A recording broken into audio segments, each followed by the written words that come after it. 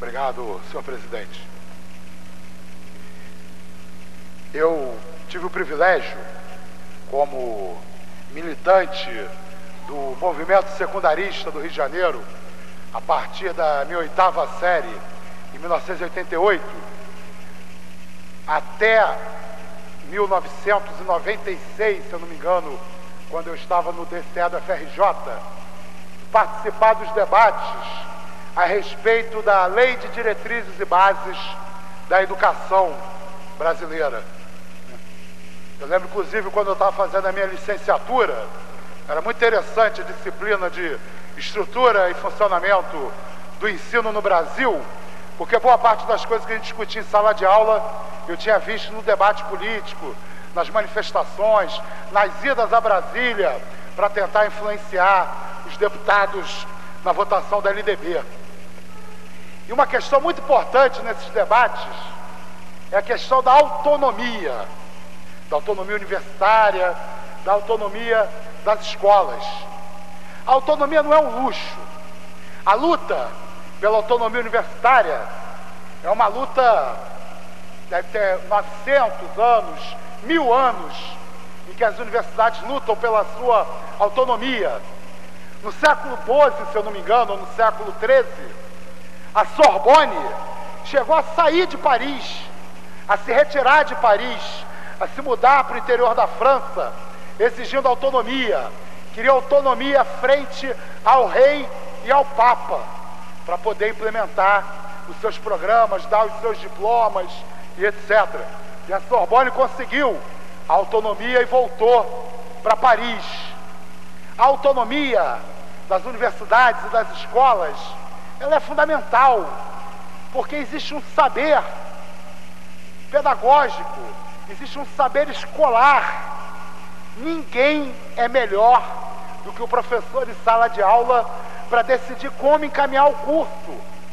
Ninguém é melhor do que a comunidade da escola para decidir o seu programa político-pedagógico. E parte desses princípios, desses conceitos, foram aprovados, tanto na Constituinte como na LDB. Mas esses são daqueles princípios em que o nosso Estado, que teima em não ser republicano, também teima em não aplicar. O Fernando Henrique Cardoso, eu lembro muito bem, eu era do DCE da FRJ, ele foi um crápula no que diz respeito à autonomia universitária. No final da ditadura, a lei que falava sobre as eleições para reitor não previa eleição. Dizia simplesmente que o Conselho Universitário iria encaminhar uma lista sêxtupla para o Presidente da República, e o Presidente da República iria nomear. Aí, quando a ditadura começou a acabar, o que as universidades começaram a fazer? Faziam acordos a partir do Conselho Universitário, dos colegiados superiores, né, para fazer as eleições de maneira informal, e depois, na hora de encaminhar a lista sêxtupla, algumas universidades encaminhavam a lista sêxtupla com apenas um nome, outras encaminhavam a lista sêxtupla com todos os nomes da chapa vencedora. Então, o primeiro nome era do candidato a reitor, o segundo nome do candidato a vice-reitor, o terceiro nome, quarto, quinto e sexto de candidatos a sub-reitor ou a pró-reitor, que compunha aquela chapa. Aí o Fernando Henrique, quando assumiu a presidência, ele, né, fazendo discurso democrático, vão regulamentar as eleições nas universidades para garantir a democracia. Aí ele regulamentou como? Ele regulamentou, acabou com a lista sêxtupla, transformou em lista tríplice e regulamentou as regras da eleição, acabando, por exemplo, com a paridade nas eleições universitárias entre estudantes, professores e demais profissionais da educação. Estabeleceu um mínimo de 70%, se eu não me engano, se não me falha a memória, do peso nessas eleições para os docentes, né? E aí, quando ele regulamenta a lei, ele acabou com aquela brecha que a falta de lei, né, da ditadura dava para que as eleições fossem mais democráticas, né?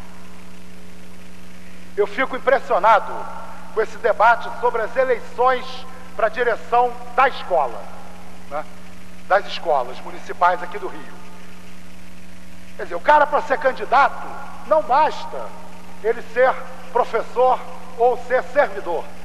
Ele tem que ser aprovado, tem que ser considerado apto pela Secretaria de Educação. Vamos fazer um pouquinho de exercício, de reflexão.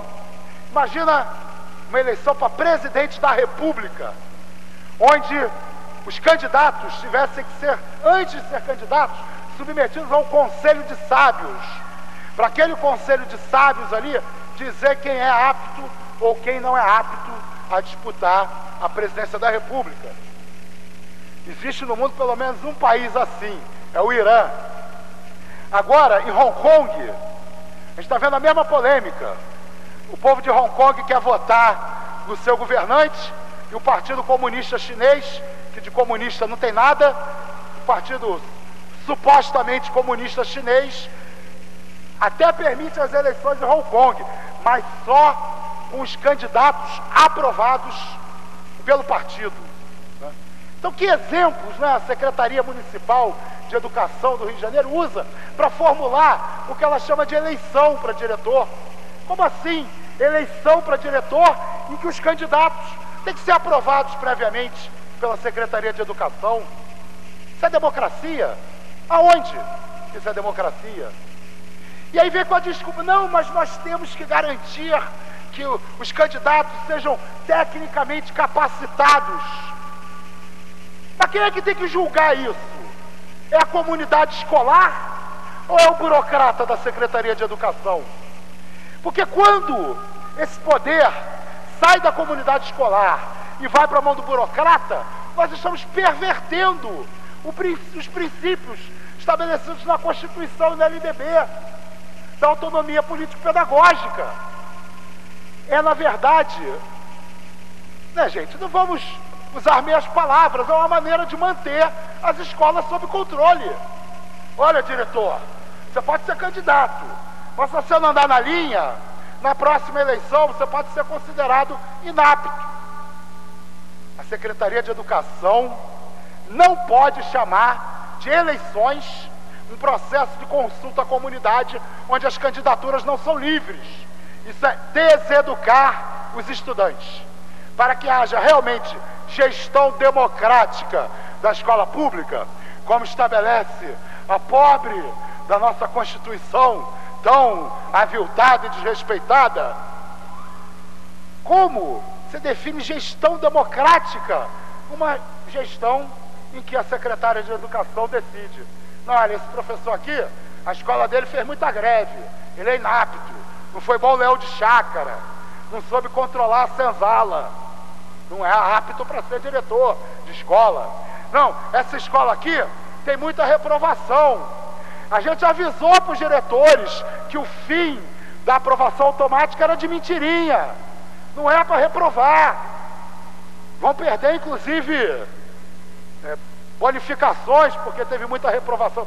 Esse diretor é inapto. Ou seja, nós temos um processo ditatorial sendo implementado na Secretaria de Educação, com, né, a capa, com o revestimento de processo eleitoral, de processo democrático. Hoje, essa audiência pública, ela tinha que ser objeto de muita análise, de muita reflexão, de quem realmente tem compromisso com a escola pública, quem tem compromisso com, né, a educação dos nossos jovens. Porque orçamento insuficiente, programas pedagógicos em parceria com parceiros políticos do prefeito que interferem na autonomia da escola, eleições que são uma farsa, em que o candidato tem que ter a bênção da secretária de Educação. Ou seja, está mais do que na cara que a Prefeitura Eduardo Paes não está nem um pouco preocupada com a garantia da qualidade, não está nem um pouco preocupada em dialogar com os professores que fizeram aquela histórica greve de 2013. Infelizmente, nessa casa, o prefeito faz o que quer, né? São 39 de 51 vereadores, né? Agora a gente vai ver aí quantos são de verdade nessas coisas de Tribunal de Contas, presidência da casa, né? Estão me dizendo aí que a bancada governista agora está em 40 vereadores, né? Vamos ver nas próximas semanas. O fato é que realmente, né, estamos aqui apenas para fingir que o rei é democrata.